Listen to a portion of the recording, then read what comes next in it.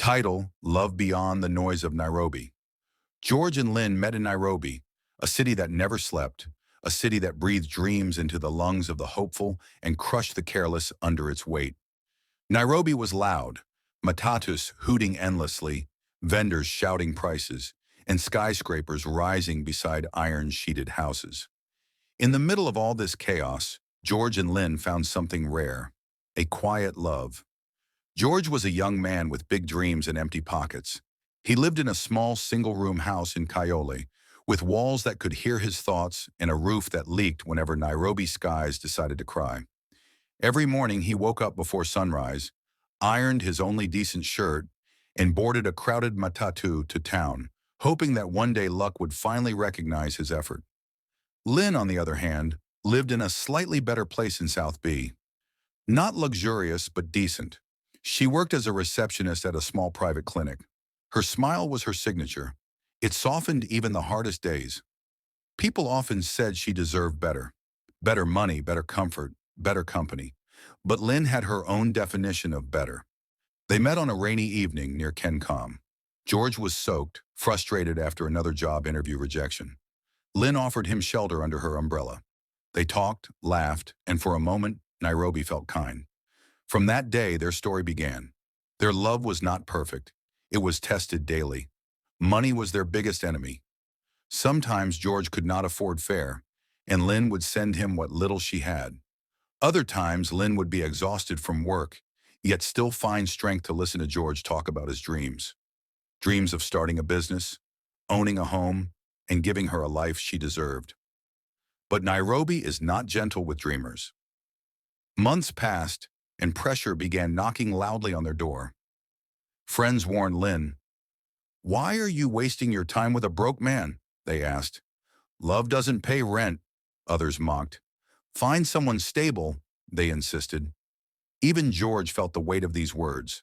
There were nights he pushed Lynn away emotionally, not because he didn't love her, but because he felt unworthy.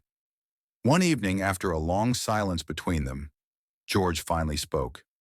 "Lynn, maybe you should leave," he said quietly. "You deserve someone who can give you everything." Lynn looked at him, her eyes heavy with emotion. "George," she replied softly, "I didn't fall in love with your money. I fell in love with your heart, your effort, your honesty. If I wanted money, Nairobi is full of rich men." That night they promised something sacred: to stand by each other until death did them apart, no matter what life threw at them. But promises are tested before they are honored. Life became harder. George lost a small casual job he had finally secured. Rent piled up. Electricity was disconnected. There were days they skipped meals. Arguments became frequent, not because love was gone, but because stress was loud.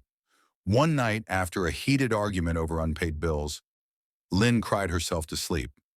George sat outside, staring at the city lights, feeling defeated. Nairobi glittered mockingly, as if success was reserved for everyone else. That night, George made a silent decision. He would not give up. He took any work he could: construction, deliveries, night shifts. He failed many times. He was cheated. He was laughed at. But he persisted. Years passed slowly.